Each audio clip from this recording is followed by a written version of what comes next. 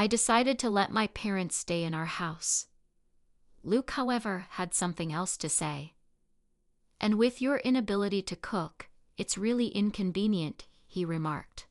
Then, with all the audacity, he suggested I leave. I couldn't believe my ears. He approached me, grinning as though he had just accomplished something impressive. I was stunned for a moment, but quickly regained my composure. I would never let my parents live in our house, but you put your relatives here without asking me, I said, my voice trembling with anger. And now you want to kick me out? The rightful owner? Luke's arrogance had been getting under my skin for a long time, but at that moment, it was unbearable. I couldn't continue living with someone who acted as though he owned everything, especially when he wasn't contributing financially. I'm Addison, a woman in my 40s, and I work hard to provide for our family. Luke, my husband, stays at home doing household chores. I appreciate his efforts, but his overbearing attitude was starting to suffocate me. His endless requests, like asking me for ice cream in the middle of the night, had become grating. When I refused, he'd remind me of his husbandly authority, making me boil with indignation.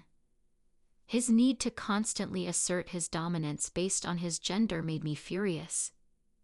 Dealing with his behavior on top of my demanding job was simply too much.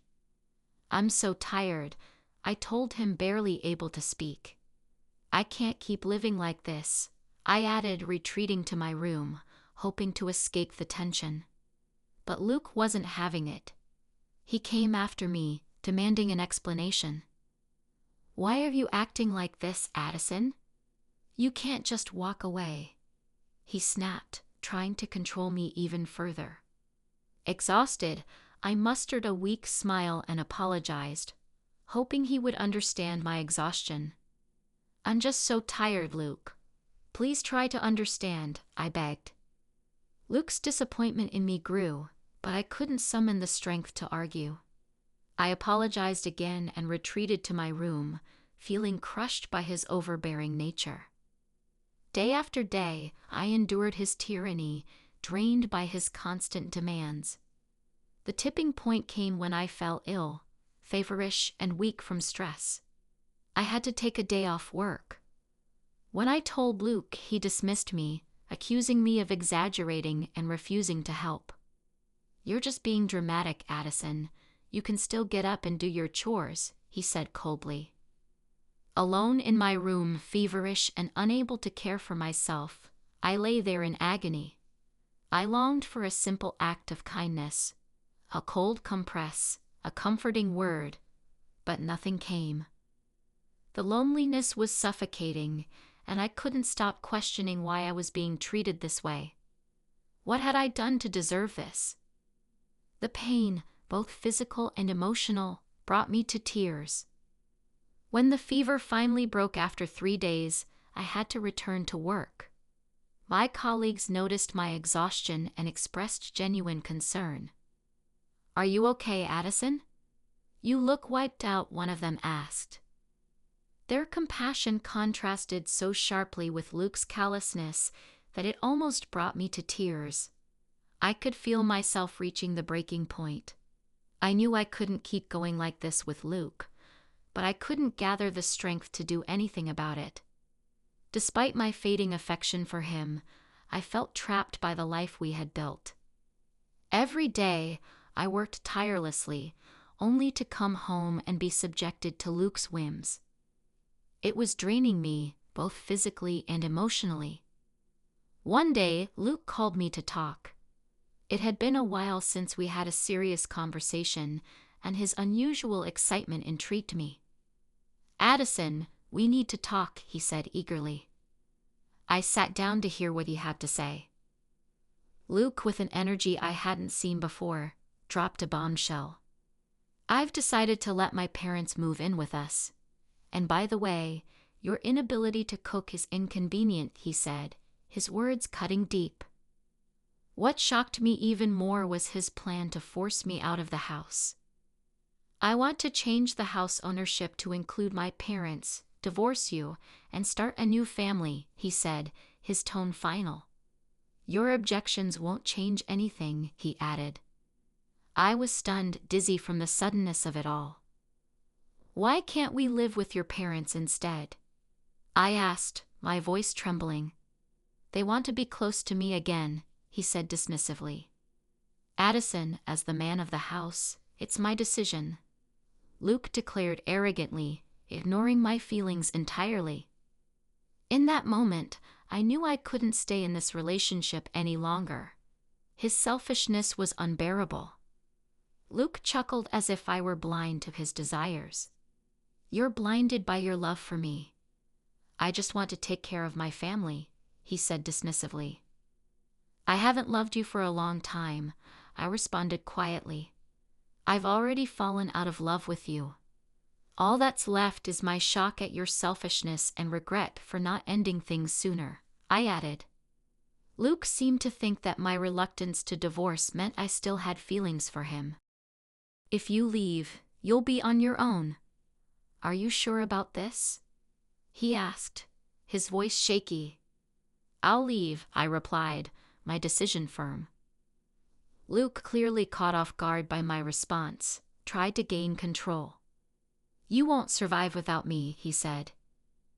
I've already fallen out of love with you, I repeated, feeling liberated by my decision.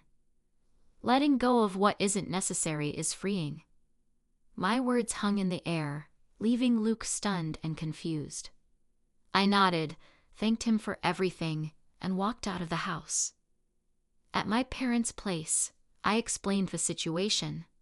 While they were furious at Luke's behavior, they quickly realized I had a plan. With their support, I began the healing process. The first step was the divorce. After sending the papers, Luke messaged me, unsure about the situation.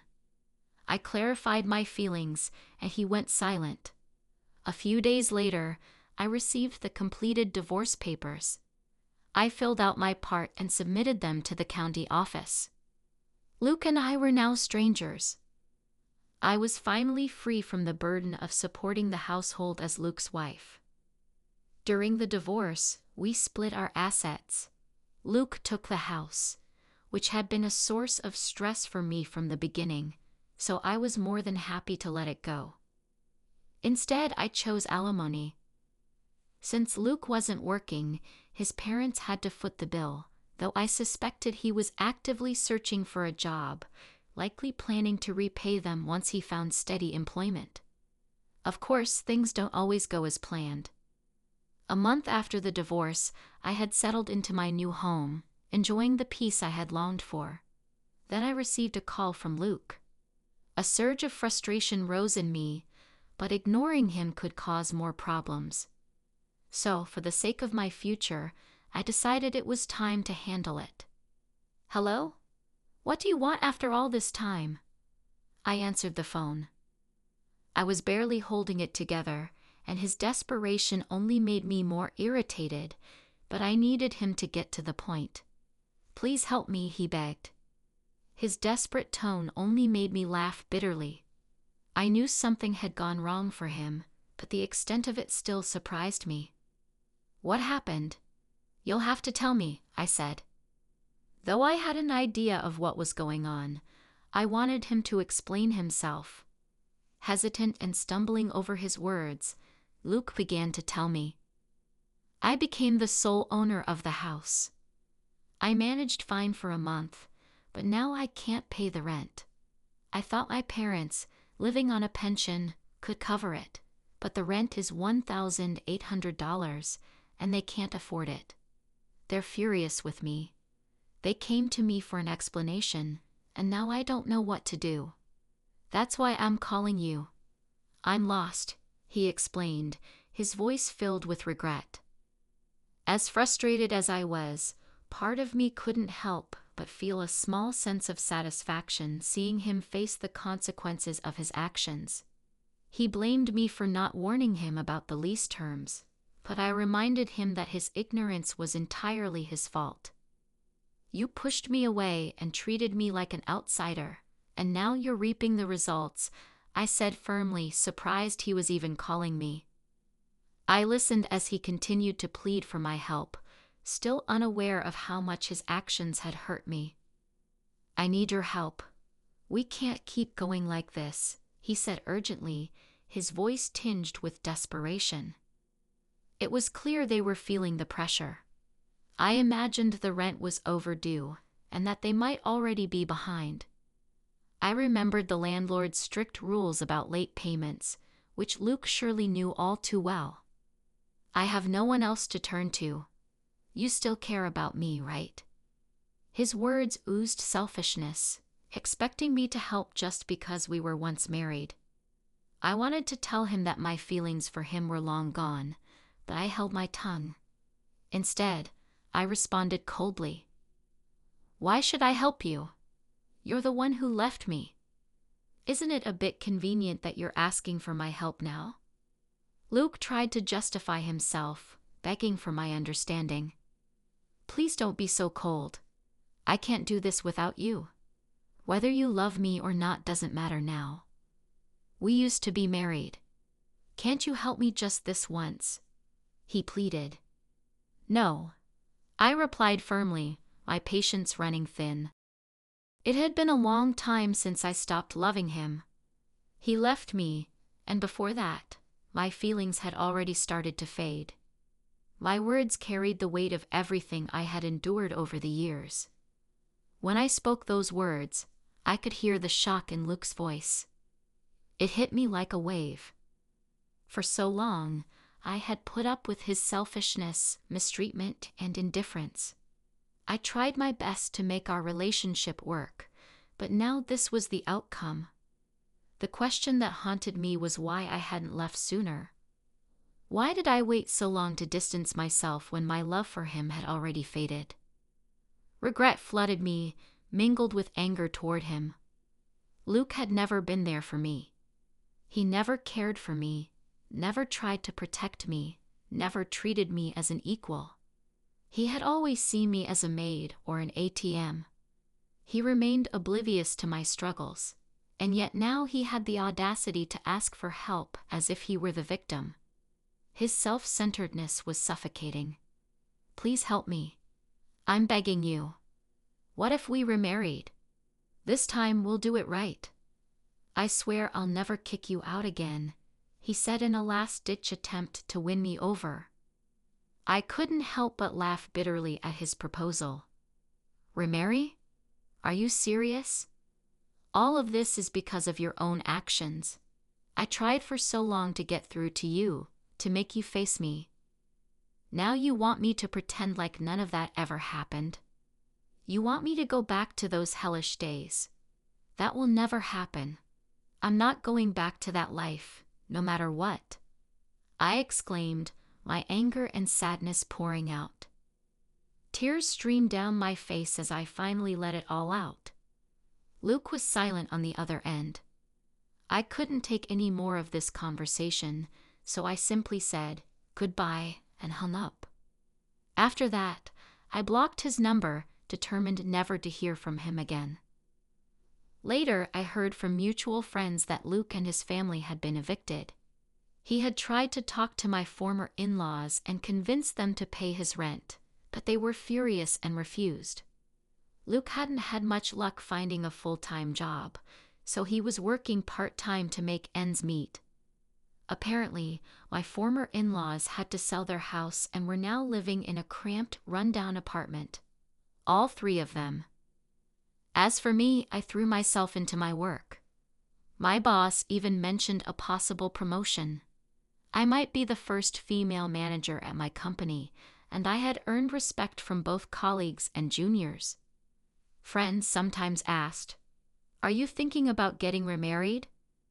Honestly, after everything I'd been through, the idea of dating or marrying again didn't appeal to me. But life was long, and I didn't feel the need to rush. At my age, many people lived unmarried lives. As long as I lived without regrets and stayed true to myself, that was all that mattered. I wanted to continue walking through life at my own pace, without anyone dictating my path. Thanks for reading. See you next time. Stay tuned.